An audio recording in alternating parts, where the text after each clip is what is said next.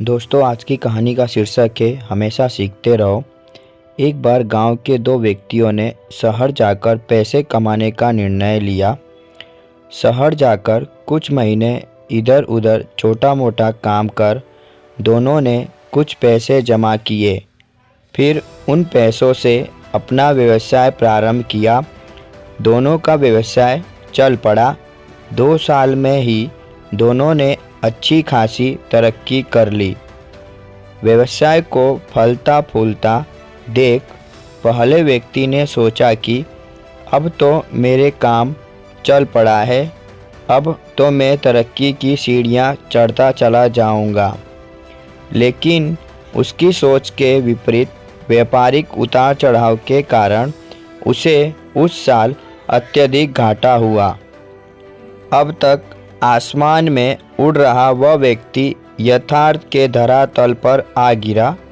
वह उन कारणों को तलाशने लगा जिनकी वजह से उसका व्यापार बाजार की मार नहीं सह पाया। सबने पहले उसने उस दूसरे व्यक्ति के व्यवसाय की स्थिति का पता लगाया जिसने उसके साथ ही व्यापार आरंभ किया था।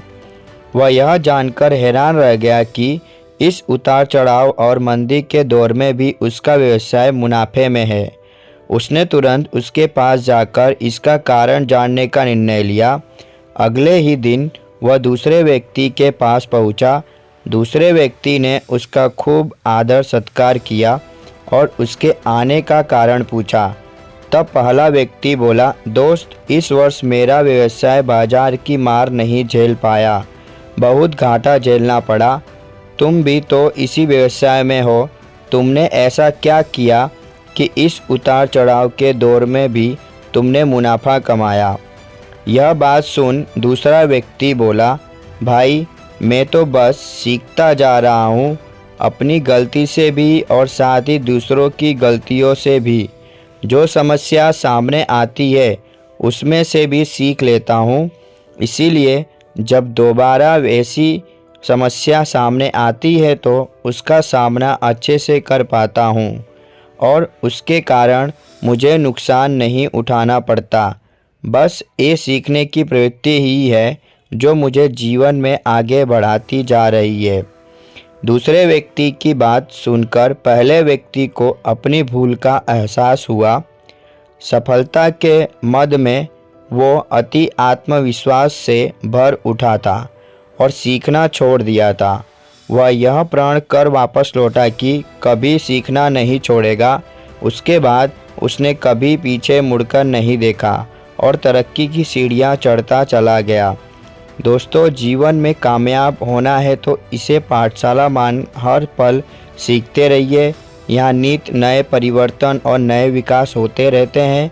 यदि हम स्वयं को सर्वज्ञाता समझने की भूल करेंगे तो जीवन की दौड़ में पिछड़ जाएंगे, क्योंकि इस दौड़ में जो जीतता है वही है जो लगातार दौड़ता रहता है।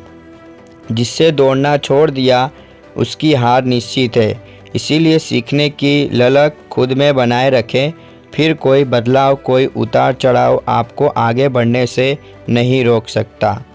दोस्तों, ये छोटी सी कहानी आप लोगों को कैसी लगी हमें कमेंट बॉक्स में कमेंट करके ज़रूर बताएं। और भी इसी प्रकार की प्रेरणादायक कहानियाँ सुनने के लिए हमारे चैनल को सब्सक्राइब करना ना भूलें।